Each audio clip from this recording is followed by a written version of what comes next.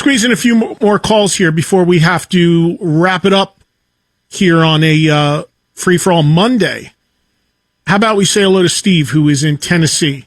What's going on, Steve? Hey, what's happening, Eddie? Hey, man. Hey, listen, man. I tried to get through to you a bunch of times on the list, so I'll give you a break on that and just. Mine was Gene heavy anyway, but.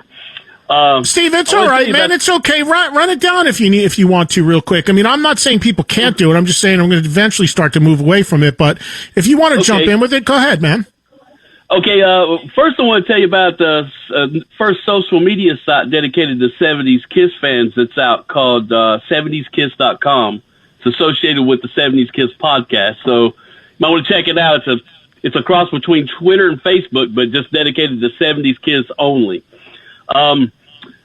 My list would be, the album would be called Nights, because of, Nights in Satan's Service, whatever. Right.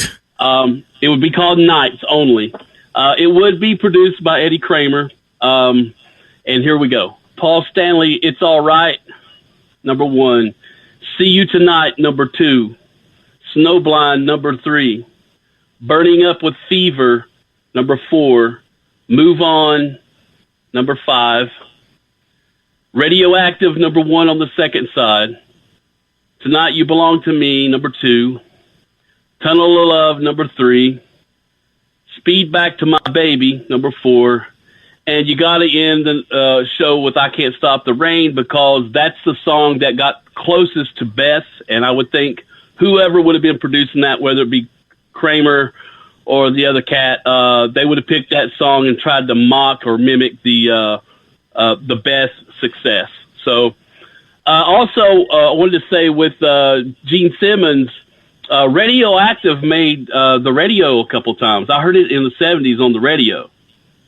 Yeah, well, that was the single from that album. There's an edited version. Thank you, Steve. That your placement of Speeding Back to My Baby second to last on the record is curious, though, because that's an up-tempo, catchy song. I would have thought you would have had that higher in the running order. But anyway, Radioactive was a single. It was the song from Gene's record at the time.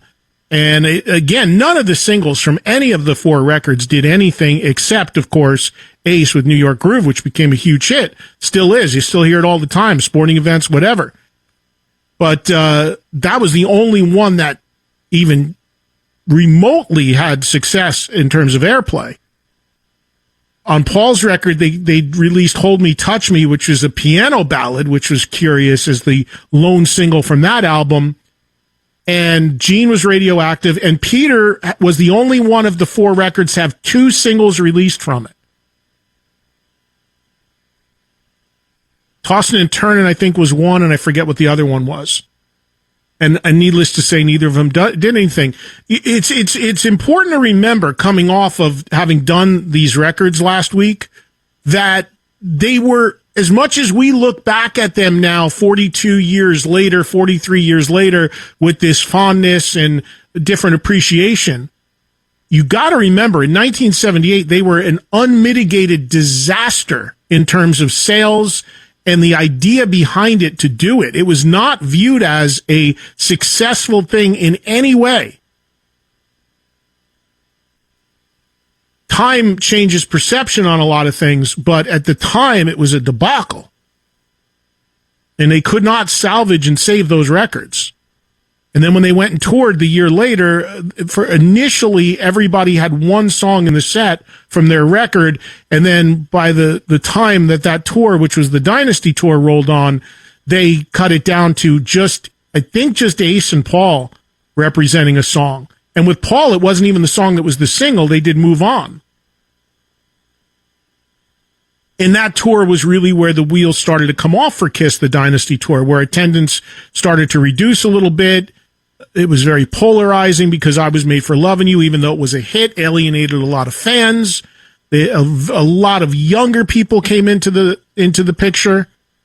So it was a very, very different time, a very transitional time, and a time that was a flag that Kiss was going to have some problems for a while, which they did.